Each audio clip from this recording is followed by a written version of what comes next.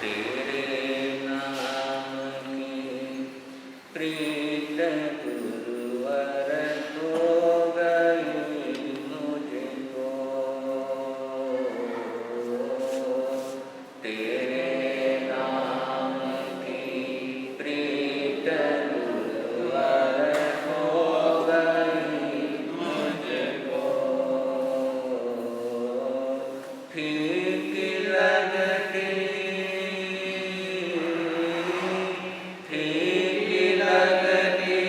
दुनिया सारी देख कर तुझको। तेरे नाम की प्रीत गुरुवर हो गई मुझको।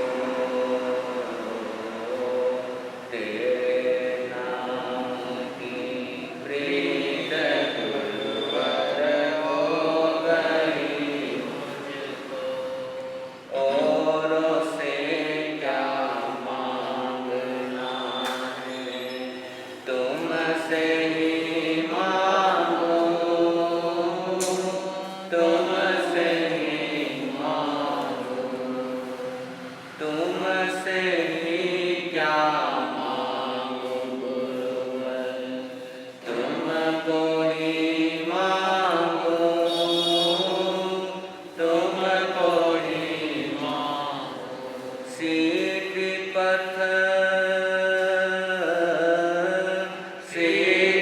पथ ले चलना संग में, प्यास है मुझको। तेरे नाम की प्रीत गुरुवर हो गई मुझको। तेरे नाम की प्रीत गुरुवर हो गई मुझको। मन के मंदिर में बसी है तेरी ही तस्वीर। तेरी ही तस्वीर। तुमको पाकर आज मेरी जग गई तकदीर।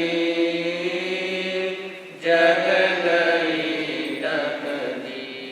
जैसे गौतम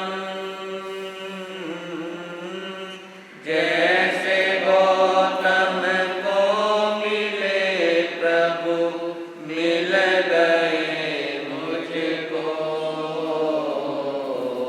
तेरे नाम की प्रीत गुरुवर हो गई मुझको। तेरे नाम की प्रीत गुरुवर हो गई मुझको। ठीक लगती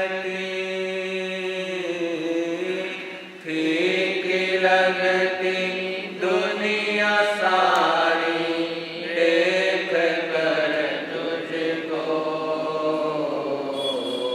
तेरे नाम की प्रीत गुरुवर हो गई मुझको। तेरे नाम की प्रीत गुरुवर हो गई मुझको। बोले राजे से सत्यता में पूज्य गुरुदेव सिंह सुनती प्रकाश जी महाराज की जय।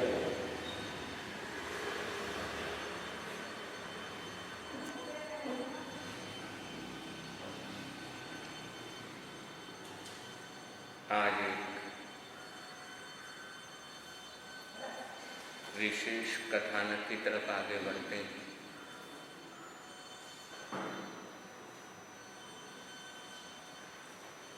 और इस कथानक के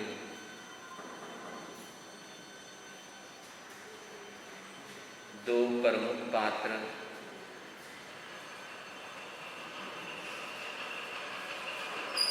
एक नंदीवर्धन है, दूसरी सुदर्शना है।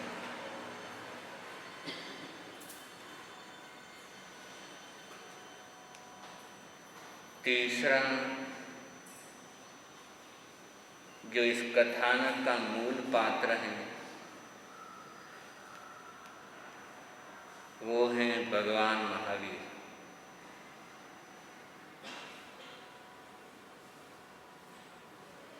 भगवान महावीर के बड़े भाई नंदीवर्धन। नंदीवर्धन और वर्धमान ये आदर्श भाई की जोड़ी। वर्धमान ने सारी दुनिया को बताया बड़े भाई का सम्मान कैसे किया जाता है।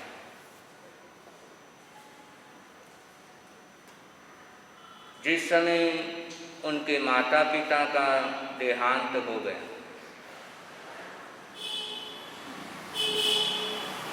परमात्मा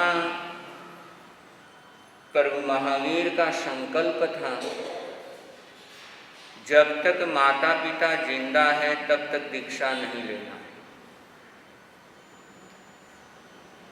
अब जिस समय उनका देवलोक हो गया तो बड़े भाई से आज्ञा लेने पहुंचते। बड़ा भाई कहता वर्धमान अभी तो माता पिता के जाने का शोक भी दूर नहीं हुआ और तुम जाने की बात कह रहे। अभी नहीं, 2 वर्ष और इंतजार कर।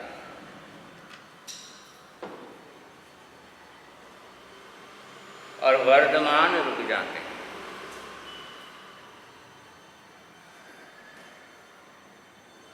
बड़े भाई की बात का सम्मान। बड़े भाई का कैसे आदर किया जाता है।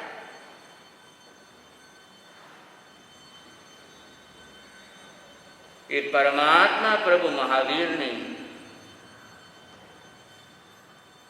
इस दुनिया को संदेश दिया।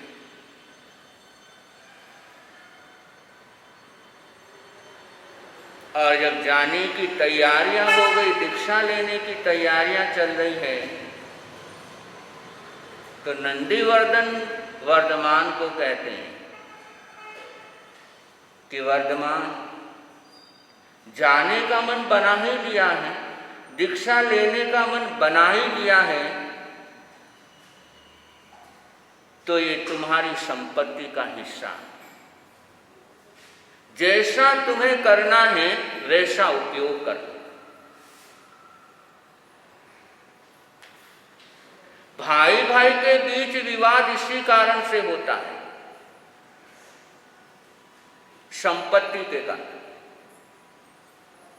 कि मेरे को कैसे ज्यादा मिले, हर भाई यही सोचता है। लेकिन नंदीवर्धन वर्धमान से कहते हैं तुम दीक्षा लेने जा रहे हो, तुम्हारी संपत्ति का हिस्सा है, कि जैसा तुम्हें उपयोग करना है, जिसको देना है उसको तुम दे दो।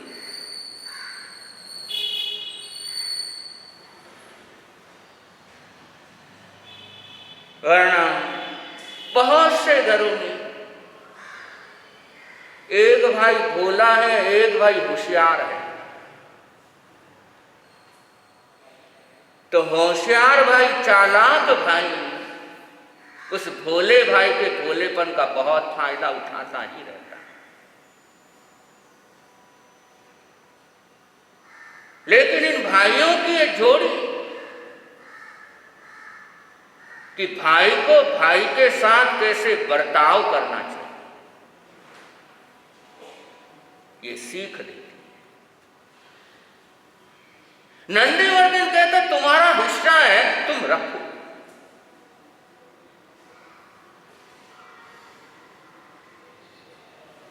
तो ये वर्धमान तथा नंदीवर्धन ये आदर्श भाई की थे।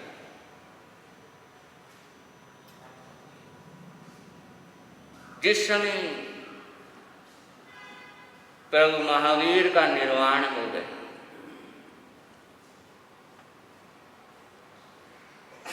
नंदीवर्धन विलाप करते हैं।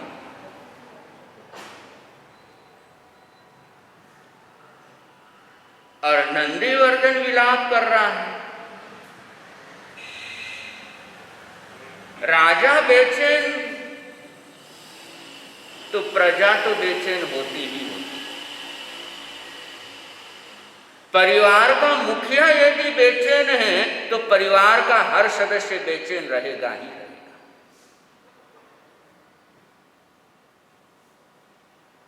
जब राजा नंदीवर्धन के घर में ही चूल्हा नहीं जला है तो कुंडलपुर के किसी भी घर के अंदर चूल्हा नहीं जला।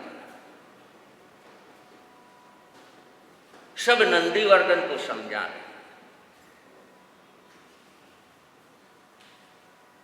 लेकिन नंदीवर्धन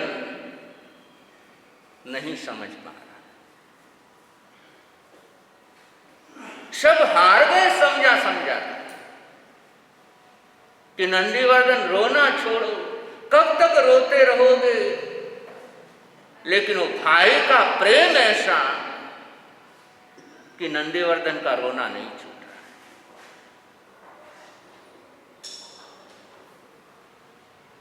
भाई भाई का प्रेम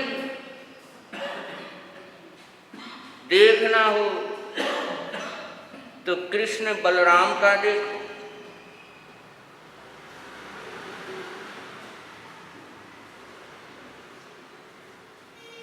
कृष्ण की मृत्यु हो गई, लेकिन बलदेव का इतना प्रेम होता है, इतना प्रेम होता है कि 6 महीने तक उस डेड बॉडी को लेकर के घूमता रहता है।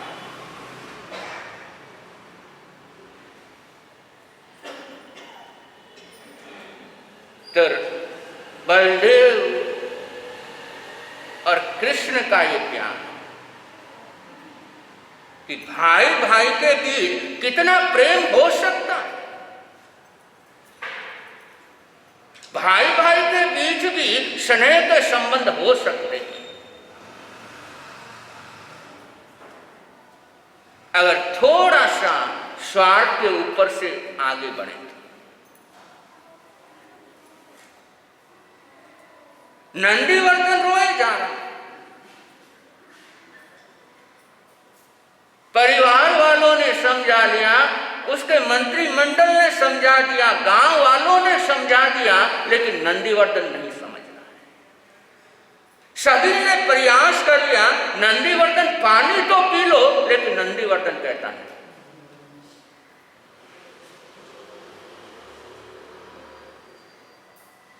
पूरी कुंडलपुर नगरी बेचैन।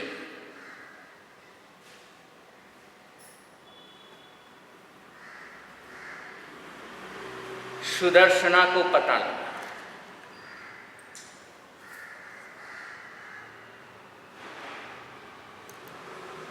कि भाई की हालत खराब है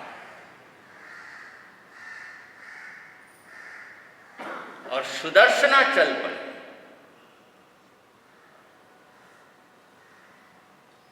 बिना बुलाए चल पड़ी, अपने भाई को संभालने के लिए।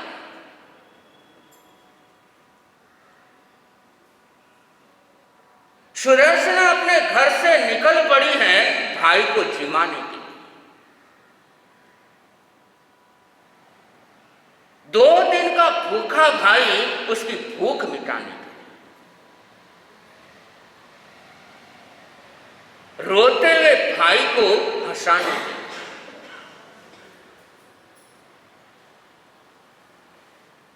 और भाई के आंसुओं को मुस्कान में बदलने की ताकत बहन में होती है। भाई के मन की वेदना को दूर करने की ताकत बहन में होती है। और भूखे भाई को जिमाने का हौसला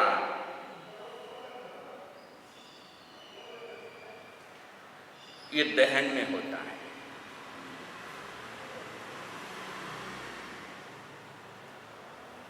बहुत बार पीहर से बहन आई हुई है, ससुराल से बहन पीहर में आई हुई है, और किसी कारण से भाई का मूड अपसेट है, पत्नी खाना ले जा करके देती है, मना कर देते नहीं जीवना है। बच्चों को पिता मना कर देता नहीं खाना खाना है, और वही भोजन का थाल यदि बहन लेकर के जाए, भाई इनकार कर ही नहीं सकता।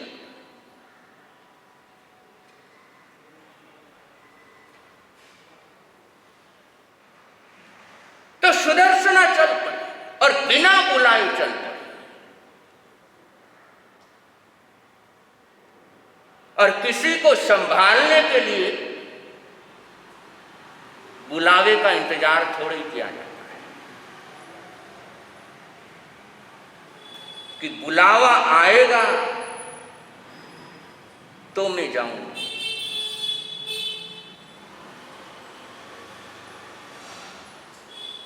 और इस बुलावे के चक्कर में पता नहीं कितने रिश्ते बर्बाद हो जाते हैं। और ये सुदर्शना से सीख सको तो सीख लो कि बिना बुलाए भी पहुंचा जा सकता है। अगर किसी को संभालना और संभले हुए रिश्तों को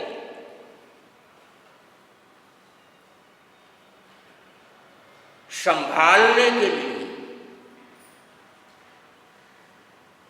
कभी बुलावे का इंतजार करना नहीं चाहिए।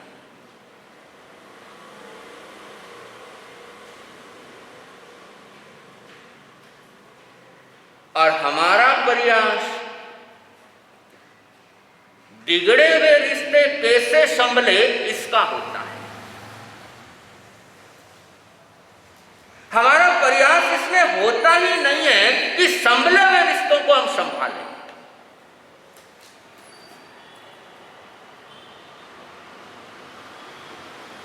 और यदि संभले हुए रिश्तों को संभालते रहते हैं तो रिश्ते कभी बिगड़ते नहीं।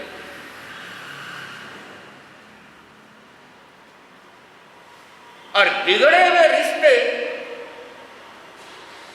उनको सुधारने में लगते हैं, और एक बार रिश्ता बिगड़ गया तो जितना सुधारने की कोशिश करो उतना ही बिगड़ता जाता है।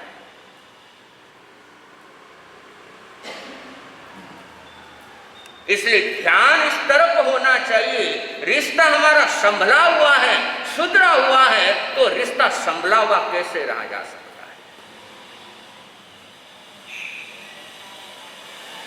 अगर इस तरफ अपना यकीन हो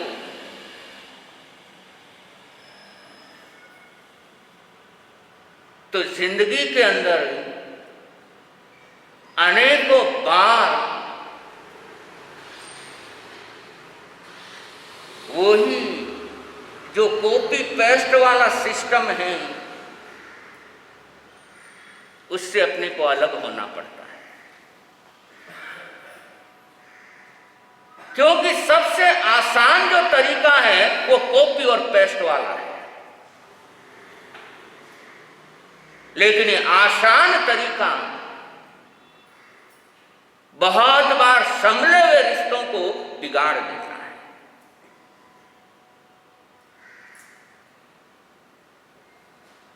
तो ये प्रसंग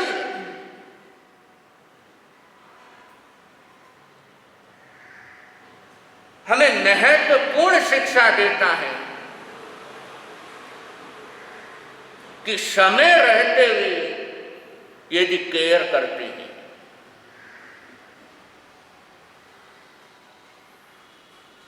तब तो बात सही है, और सांप गुजर जाने के बाद जमीन पर कितनी ही लाठियां मारो, सांप का कुछ बिगड़ना नहीं। सांप का कुछ बिगड़ना नहीं, लाठी अपनी ही टूटनी है। और यह काम हम करते ही रहते हैं। हम लाठी तब पटकते हैं जब सांप निकल चुका है।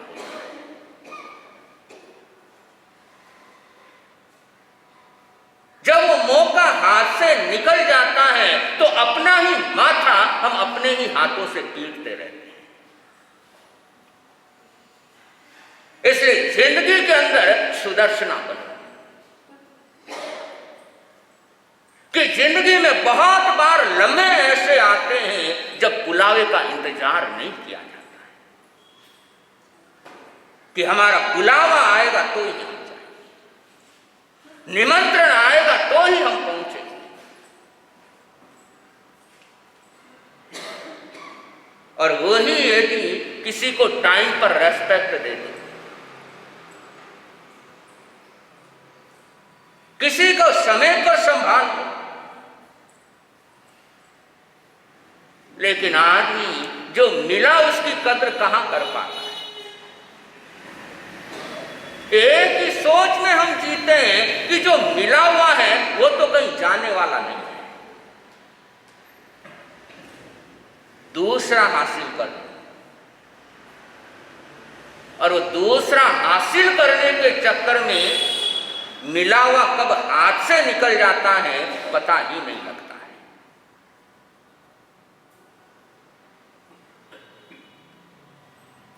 तो सुदर्शना बिना बुलाए चल पड़े,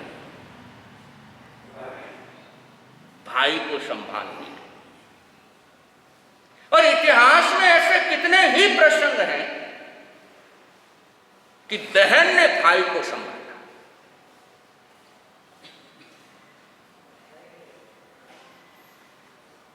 चाहे सुंदरी ब्राह्मणी का प्रसंग बाहुबली के साथ देख लो,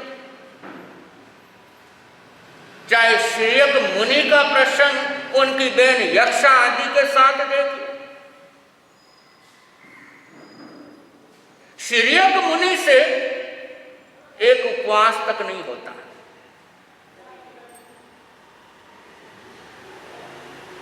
और बहनों के मन में, बहनें भी दीक्षा ली हुई है, उनके मन में होता है मेरा भाई दीक्षित हो गया लेकिन एक भी उपवास नहीं हो पाता है।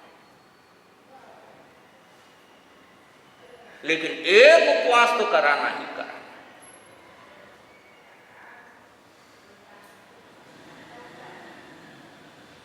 और एक बार प्रातः काल ही भाई महाराज के पास पहुंच जाती है।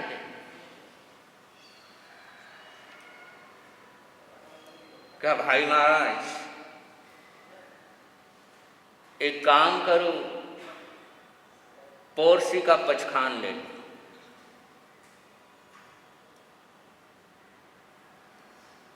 ज्यादा देर भूखा नहीं रह जाता, कोई बात नहीं, लेकिन पोरसी का पचखान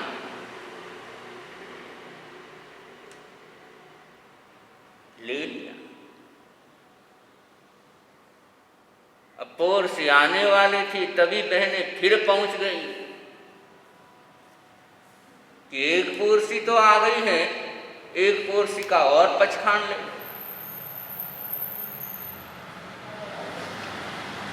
और बहनों ने समझाया तो दोपहर का पचखान ली। अब दोपहर के बाद वापस बहनें पहुंची, भाई महाराज दोपहर तो निकल गई, कुछ घंटे के और पचखान ले। पुनः पचखान ले, और दोपहर का 2:30-3 जब बज गए, उस समय बहनें कहने लगी अब 2-3 घंटे के लिए क्यों, पूरा दिन निकल गया है, अब तो बस 2 घंटे की बात है और 2 घंटे के लिए क्या खाना पीना।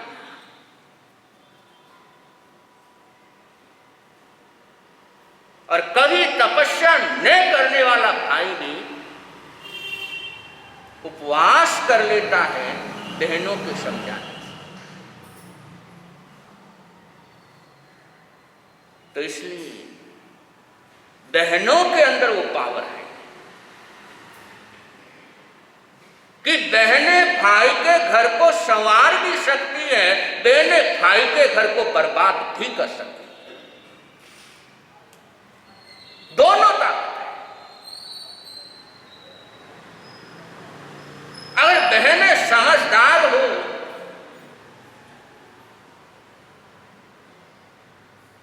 तो भाई के जीवन को खुशियों से भर देती हैं,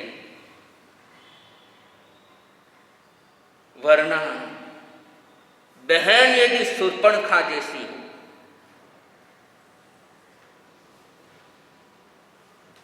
तो भाई के बसे बसाए घर को बर्बाद भी कर सकती।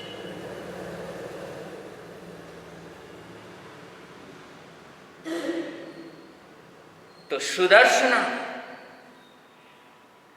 बेचैन भाई के जीवन में चैन लाने के लिए पहुंच गई और टाइम पर खिलाना ही मायने रखता है। इस दुनिया के अंदर धापे हुए को थपाने वाले बहुत हैं। इस दुनिया के अंदर पेट भरे वाले को खिलाने वालों की कोई कमी नहीं है। घी में घी डालने वाले बहुत मिलते हैं,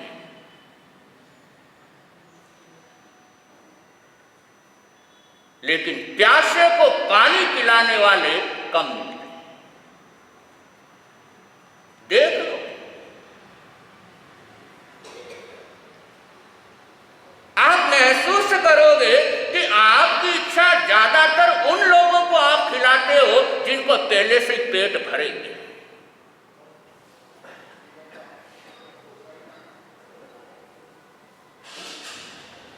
पहले से खिचड़ी में घी है लेकिन फिर भी डालोगे।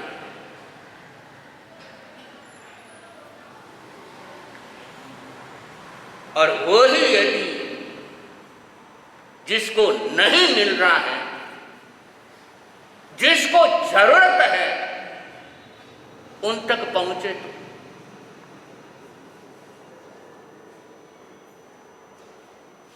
लेकिन जहां जरूरत नहीं, जिनका पेट भरा हुआ है, उनको जबरदस्ती मुंह के अंदर पोर देते हैं। और जो दोनों हाथ फैला करके मांग रहा है, उनको देने की नीयत नहीं होती।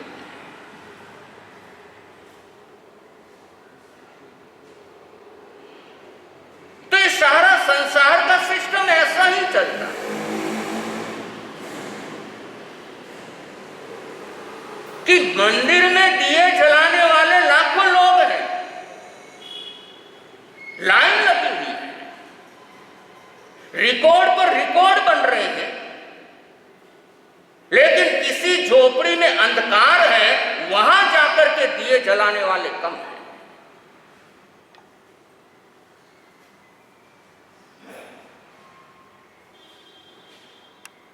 अब लाखों दिए जल रहे, वहां पर दिए जलाने वाले अनेकों मिलेंगे, लेकिन जहां पर एक दिए की जरूरत है, वहां पर जलाने वाले बहुत कम मिलते हैं।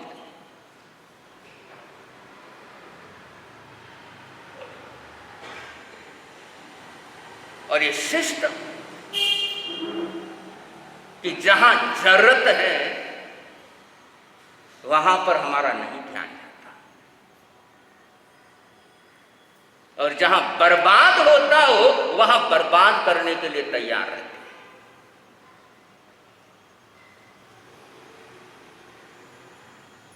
और ये कलंक है मानवता पर, ये कलंक है समाज और राष्ट्र पर।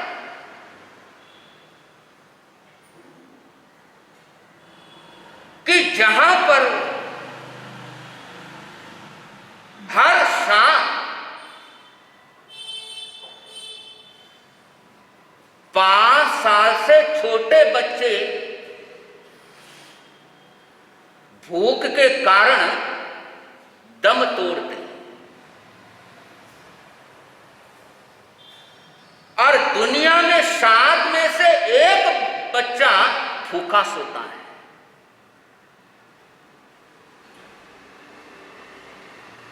और ये पूरा रिपोर्ट सर्वे का 2015 में आया।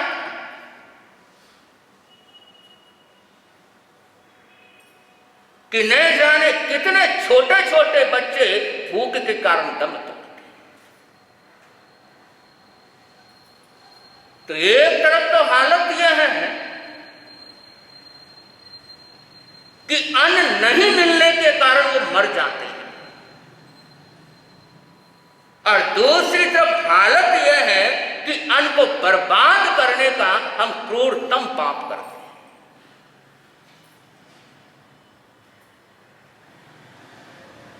इसलिए जिंदगी के अंदर ऐसा महापाप कभी मत करो। जब जब हम अन्न को बर्बाद करते हैं तब तब किसी को भूखे पेट सोने के लिए मजबूर करते हैं।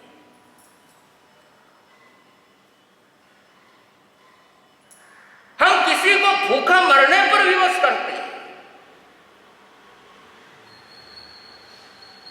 इसलिए प्रण जरूर होना चाहिए कि मैं जिंदगी में कभी अन्न को बर्बाद नहीं करूंगा।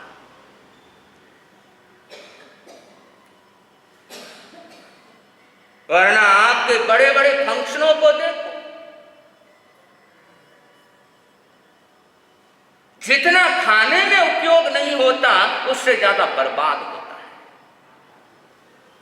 और वही यदि आपका नियम हो, मेरी थाली में उतना ही आएगा जितना मुझे खाना है,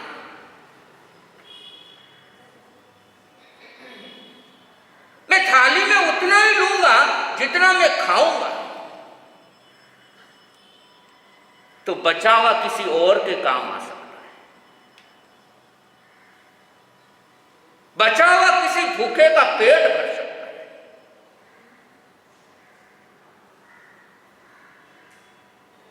लेकिन ये आपका लाइन वाला सिस्टम कि पहले ही आधे घंटे बाद नंबर आया है, इसलिए एक साथ ही सारा ले कि वापस लाइन में कौन लगेगा। और एक साथ थाली भर करके ले लिया, अब खाया ना जाए, फिर आखिर में वो बर्बाद होता है।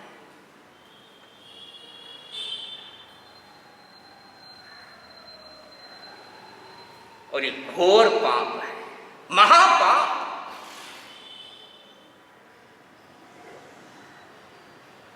पता नहीं कितना अनाज, कितना भोजन हम नालियों में बहा देते हैं।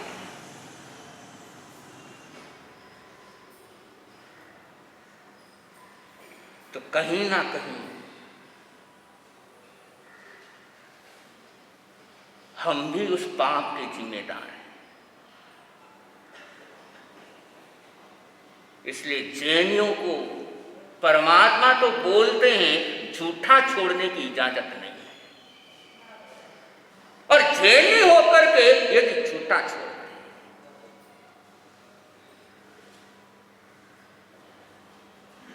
तो कहीं ना कहीं जैन होने पर क्वेश्चन मार्क लगता है।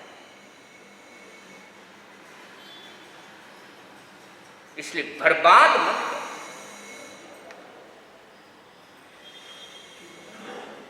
बर्बाद करना ये महापाप है। जितना खाना है खाओ, पेट भर के खाओ, लेकिन झूठा नाली में मत बहाओ।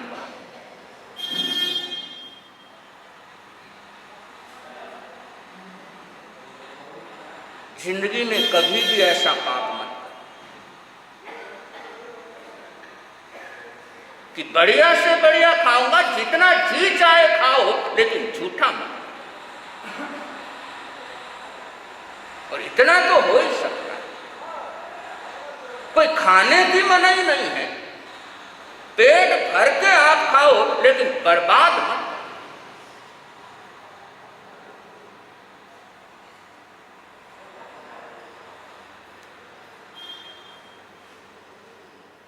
और ये जैन संस्कृति रही है कि भोजन के अंत में थाली धोकर के पीने की।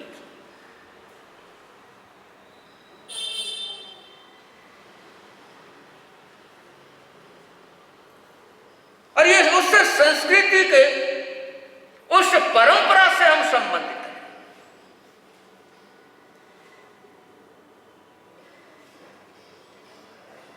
तमिलनाडु के प्रसिद्ध संत हुए तिरुवल्लुवर। वो भोजन के समय पास में पानी से भरी कटोरी रखते थे और साथ में एक सुई रखते थे।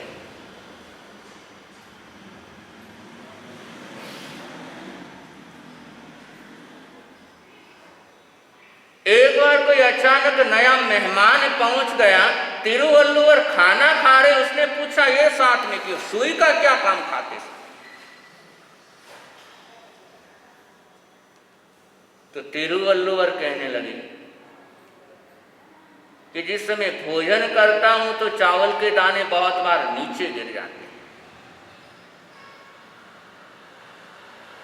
और मेरे तक वो भोजन पहुंचा है, चावल पहुंचा है, तो पता नहीं कितने लोगों की मेहनत लगी, पता नहीं कितने लोगों ने परिश्रम किया है, तब जाकर के भोजन मेरे तक पहुंचा है।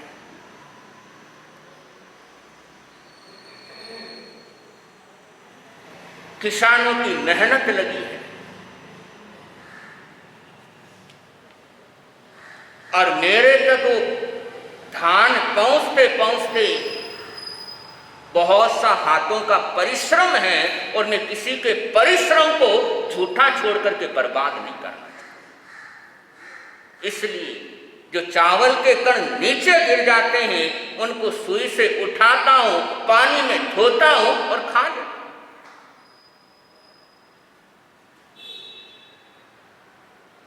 तो बंधु, ऐसे भी जो एक कण भी बर्बाद नहीं कर,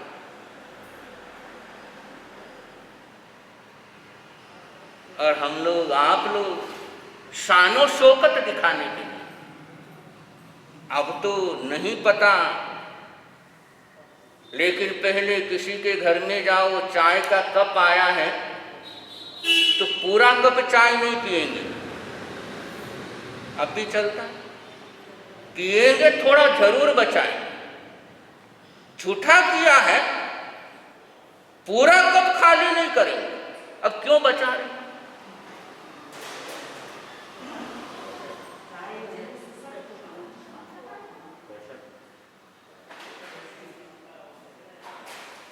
अब ऐसा फैशन क्या काम है? बर्बादी का फैशन। लेकिन उसमें शान समझते, जबकि यह अपराध है, यह महापाप है।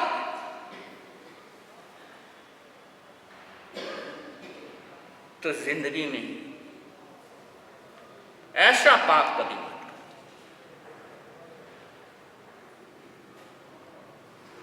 कि एक तरफ तो कितने ही इंसान भूखे मरने पर विवश हैं, भूखे मरने पर मजबूर हैं, भूखे सोने पर मजबूर हैं, और दूसरी तरफ हमें मिला है तो हम ऐसे बर्बाद करने के।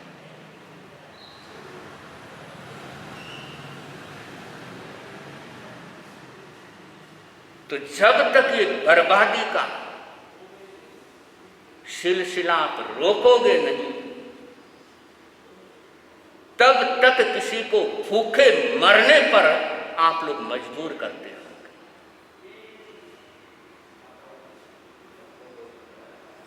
इसलिए तो नियम होना चाहिए, चाहे आपके घर का प्रोग्राम है, लेकिन ऐसा मैनेजमेंट होना चाहिए, मेरे फंक्शन में जो आएगा उसकी थाली में झूठा नहीं जाए। हो सकता है अगले को बुरा लगे, हो सकता है अगले को अच्छा ना लगे, लेकिन कहीं ना कहीं रोकना तो होगा ही।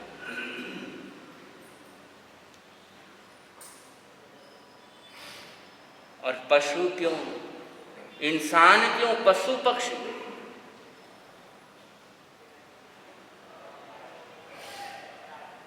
उनकी तरफ भी नजर दौड़ाएं।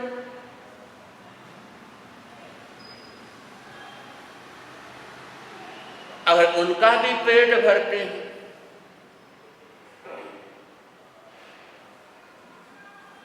और उनका भी अपने साथ ध्यान रखते हैं, तो जीवन के अंदर किसी भी प्रकार की कभी कमी आ नहीं सकती। और माताएं बहनें घर के अंदर, पहले भी बोला था, रसोई बनाती है तो पहला फुलका किसका?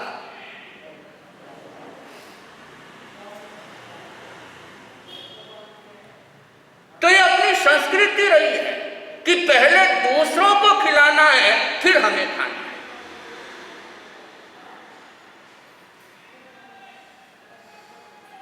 अपनी संस्कृति बर्बाद करने की नहीं रही। और गांव में घरों के बाहर एक पत्थर का कुंडी बना हुआ रहता था कि पानी, बर्तन धोने का पानी है, बर्तन साफ किया है तो उसमें जाकर के डाला। सब्जी के छिलके उतारे हैं, फल फ्रूट के छिलके उतारे हैं, ऐसे ही नहीं डस्टबिन में डालते थे, बाहर ऐसी जगह पर रखते थे पशु पक्षी उसको खा लें। कि अपनी संस्कृति बर्बाद करने की संस्कृति कभी नहीं है। हर चीज जो हमारे काम नहीं आ रही है वो किसी और के काम आ सकती है।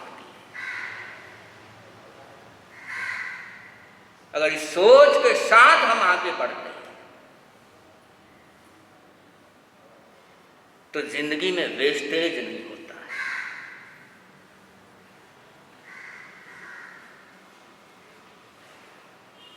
तो कम से कम इतना जरूर होना चाहिए कि मैं वेस्टेज नहीं करूंगा। घर के अंदर बच्चे हैं और पहली दफा वो कुछ झूठा छोड़ रहे हैं, एलाउ मत कर। और एक बार आदत लग गई झूठा छोड़ने की, झूठा डालने की, तो आदत बढ़ती चली जाती है। उन्हें समझाना चाहिए, आज हमें भोजन उपलब्ध हुआ है, आज तुम्हारे पास थाली के अंदर 4, 5, 10 प्रकार की चीजें हैं, ये हर किसी को नसीब नहीं होती, ये हर किसी को नहीं मिलती, ये पुण्यवानी से उपलब्ध होती है। इसलिए तुम्हें बर्बाद करने का, झूठा छोड़ने का कोई हक नहीं है।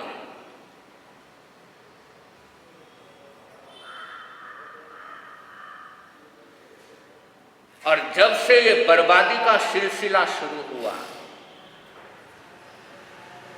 तब से घर के अंदर जो शांति का वातावरण, जो शांति के वाइब्रेशन, वो सब खत्म होने लगा।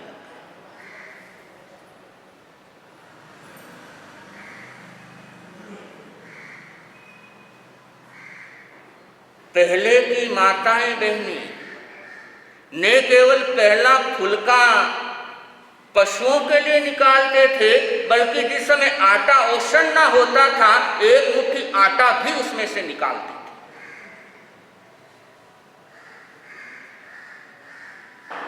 और बाकायदा उसके लिए अलग बर्तन होता था, एक मुट्ठी आटा निकाला और उसके अंदर डाल दिया। रोजाना वो एक मुट्ठी आटा निकालना और डालना, और बहुत बार मांगने वाले आते हैं तो आटा उनको दे और सहज रूप से पुण्य हो जाता।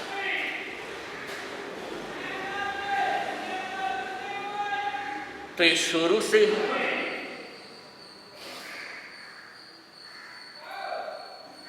भारतीय संस्कृति देने की रही है और ज्यादा करने की रही है, और आज भी है। अब तो दूध पैकेट में बंद होकर के आने लग गए, लेकिन पहले वो दूध देने घर घर में आते थे, और 1 लीटर दूध देना, 1 लीटर दूध दिया है और थोड़ा सा ऊपर से और देता था। सब्जी लेने आप जाओ, सब्जी तोल रहा है और थोड़ा सा वो ज्यादा देगा ही देगा। तो ये भारतीय संस्कृति कि अच्छा थोड़ा ज्यादा करनी है,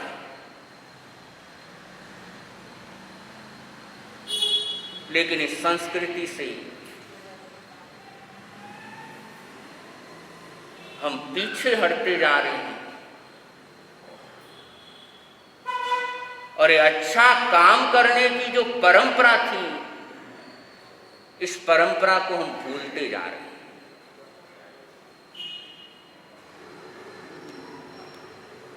इसी कारण से जिंदगी में सब कुछ होता है,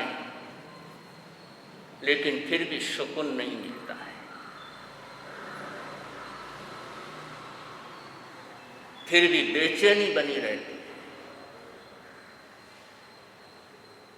क्योंकि जो अपनी मूल परंपरा थी, उस मूल परंपरा से हम बिल्कुल अलग हट गए।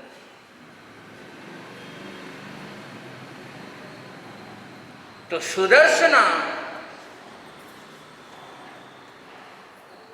चली अपने घर से अपने भाई को जिमाने की।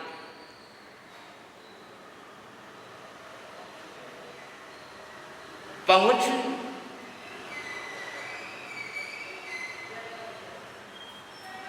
सुदर्शना की भाभी कहने लगी सुदर्शना से कि तुम्हारे भाई 2 दिन हो गए, लेकिन एक और भी नहीं लिया है। हम सब समझाते समझाते थक गए हैं, लेकिन मान नहीं रहे हैं, पता नहीं क्या।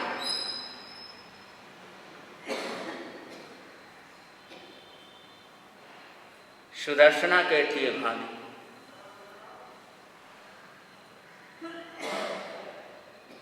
तो मुझे थाली में डाल करके दो,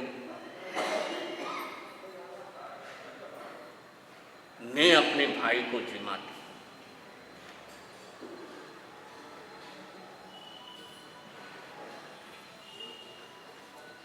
भाभी कहने लगी, बहुत प्रयास कर, लेकिन जब भी भोजन की थाली लेकर के जाते हैं,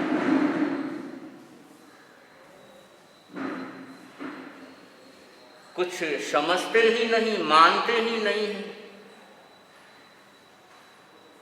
लेकिन बहन सुदर्शना कहने लगी कि मेरा भाई जीमेगा, मेरा भाई खाएगा और मैं उसे खिलाऊंगा।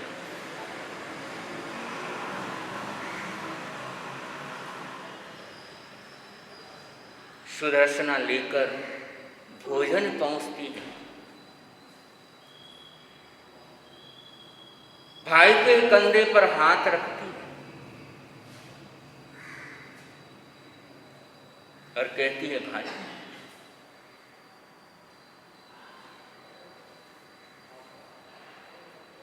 नंदीवर्धन ने आवाज, मुंह नीचे था, ऊपर उठा करके देखा तो बहन। भाई और जोर से,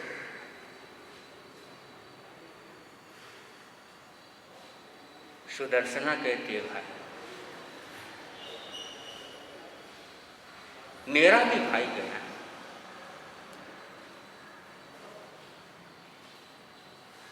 लेकिन भोजन देखो तुम्हारे कारण भाभी परेशान है, तुम्हारे कारण बच्चे परेशान हैं, तुम नहीं खाओगे तो कुंडलपुर की जनता भी नहीं जीवे। इसलिए भाई मुंह खोल। और सुदर्शना अपने हाथों से कोर लेती है और भाई को कहती है, भाई मुंह खोल। और नंदीवर्धन इनकार कर ही नहीं पाता।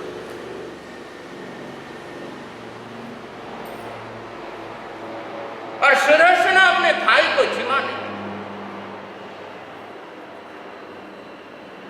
बच्चे वहां पर खड़े हैं, पत्नी वहां पर खड़ी है, सभी की आंखों में आंसू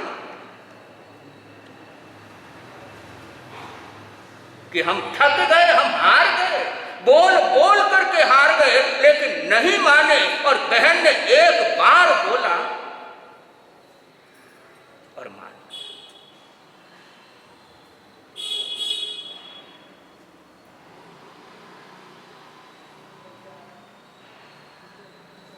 तो बहन यदि सुदर्शना हो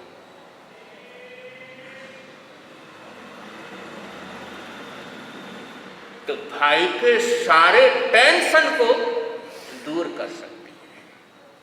और बहन यदि शूर्पणखा हो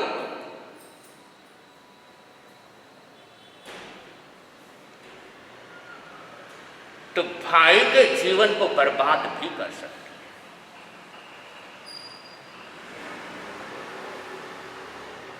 तो जिंदगी में सुदर्शना बनना चाहिए। और सुदर्शना बनने का पहला सूत्र है, बुलावे का इंतजार मत कर। सुदर्शना बनने का दूसरा सूत्र है,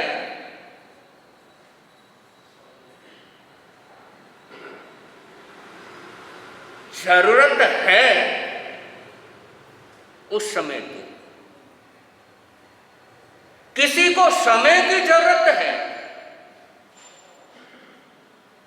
उस समय उनको समय दो। किसी को धन की जरूरत है तो उस समय धन दो। किसी को मीठे बोल की जरूरत है, उस समय मीठे बोल। कि जिस समय जो जरूरत है उस समय दिया जाता है, वही मायने रखता है।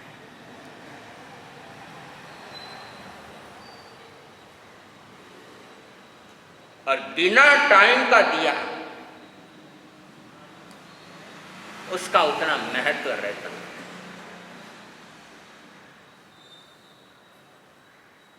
और समय पर देते हैं, समय देते हैं, समय पर केयर करते रहते हैं, समय पर संभालते रहते हैं, तो रिश्ते संभले हुए रहते हैं। और समय पर संभाल नहीं पाते हैं, समय पर जिस समय देखभाल की जरूरत है उस समय देखभाल नहीं कर पाते। जिस समय किसी को टाइम की जरूरत है और उस समय यदि उसको टाइम नहीं दिया और बाद में आकर के 5-5 घंटे पास में बैठ रहे, उसका क्या फायदा? कि जब जरूरत है तब तो पहुंचे नहीं। और जरूरत के समय हम उपस्थित होते हैं तो रिश्ते कभी बिगड़ते नहीं। तो प्रयास करो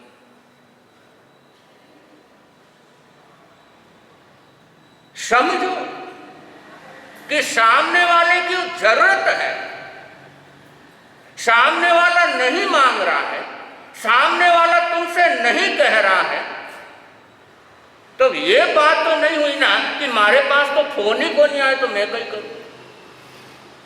कम से कम एक बार फोन तो करता।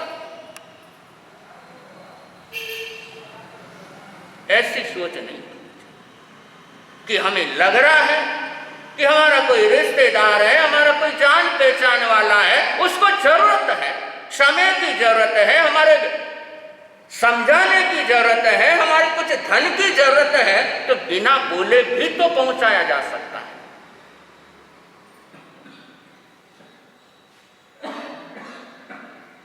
और अगर बिना बोले ही किसी की आवाज सुनने में हम सक्षम हो जाते हैं,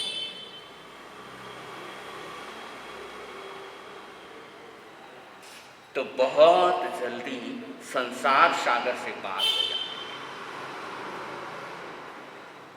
और न केवल इंसान बल्कि पशु पक्षी बोलते नहीं हैं, मूक है, लेकिन अगर उनकी मजबूरियों को समझे, उनकी जरूरत को समझे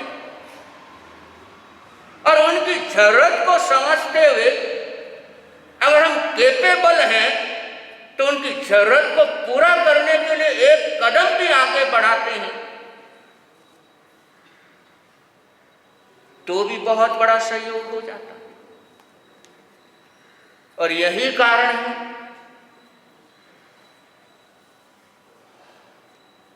कि एक से बढ़कर एक, और श्रमण संघ में राजस्थान प्रवर्तक शेरे राजस्थान पूज्य श्री रूपचंद जी महाराज साहब,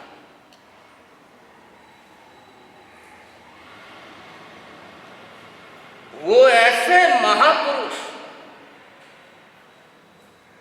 कि बेजुबानों की मजबूरियों को, बेजुबानों को क्या चाहिए,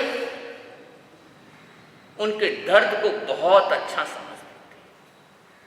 और यही कारण है राजस्थान के अंदर सैकड़ों गौशालाएं,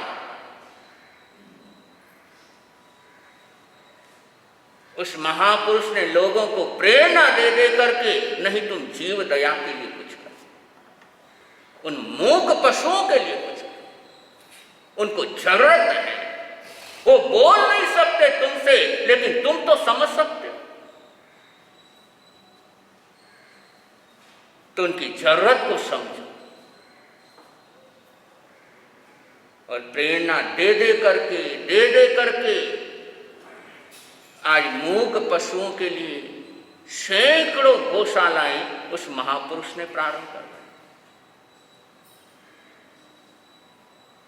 और ये अभय दान का काम, क्योंकि उत्तराजन सूत्र में आया है दानान सेठम अभयपदान, कि दान में कोई सर्वश्रेष्ठ दान है तो अभय दान है।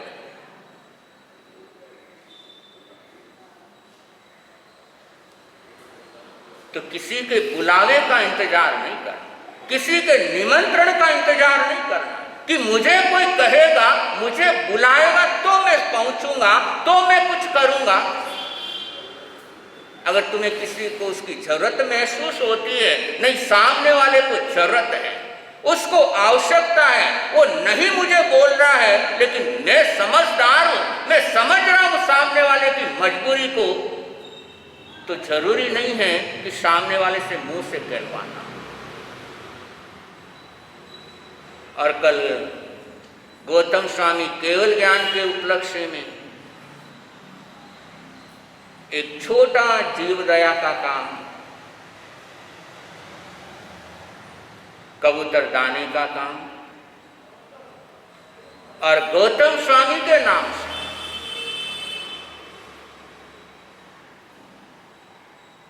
और उस महापुरुष के नाम से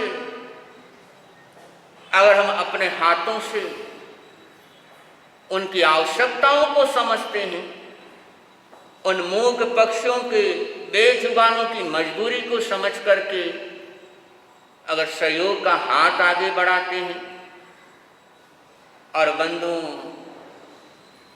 ये मूक पशुओं की सेवा, मूक पक्षियों की सेवा, बेजुबानों की सेवा, ये बहुत बढ़िया होता है। तो जरूर इसके अंदर सहयोग, वैसे तो आप लोग करते ही रहते हैं, लेकिन फिर भी जिनसे जितना बन सकता है जरूर आगे बढ़ने का मानस बनाना चाहिए, एक भाव बनाना चाहिए कि समझ मिली है, सब कुछ प्राप्त हुआ है, तो कुछ ना कुछ अपने हाथों से हम अच्छा कर गुजरें। परसों के दिन ज्ञान पांचम भी है, लाभ पांचम भी है।